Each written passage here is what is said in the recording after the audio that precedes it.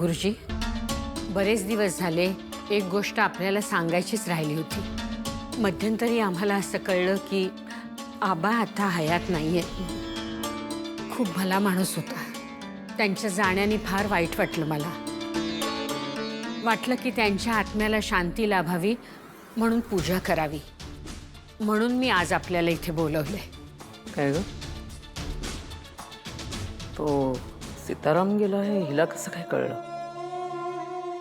अन्नपूर्णाताई, आज तुम्ही मला इथे बोलावलंत, पण समजा तुम्ही मला बोलावलं नसतं तरी देखील आज मी इथे आलोच असतो, कारण आज मी इथे येणं फार महत्त्वाचं आहे।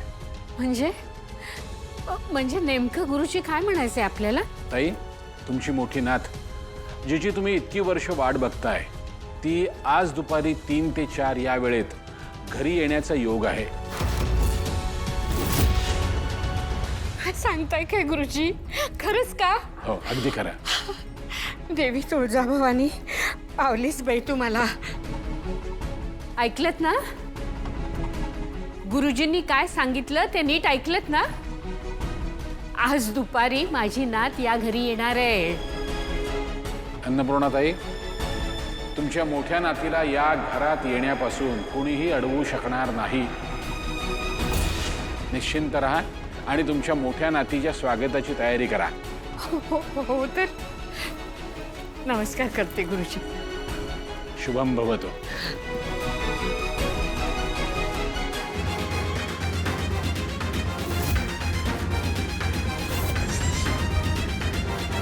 अरे वा, लवकर झाला नायशाचा डान्स क्लास आज। अहो वहिनी, नायशा लय भारी डान्स करायला लागली आहे बघा। आणि एकदम फास्टच शिकते ती।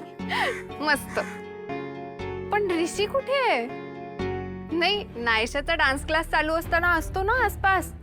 आज कुठे दिसतच नाही। हा बघ। वहिनी, अरे बघ, आता तुझ्याबद्दलच बोलत होतो आम्ही।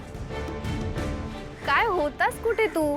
नायशाचा डान्स क्लास झाला सुद्धा। कामात होतो जरा। आता मी कामासाठीच बाहेर चाललोय।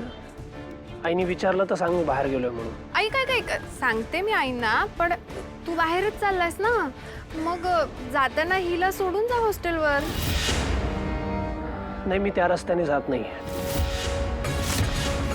आणि तसंही सायकल आणली असेल ना तिने, शिवाय तिचे निर्णय तिला घेता येतात। माझी काय गरज आहे? ऋषी ऐक, तिचे निर्णय तिला घेता येतात। काय झालं या दोघांमध्ये?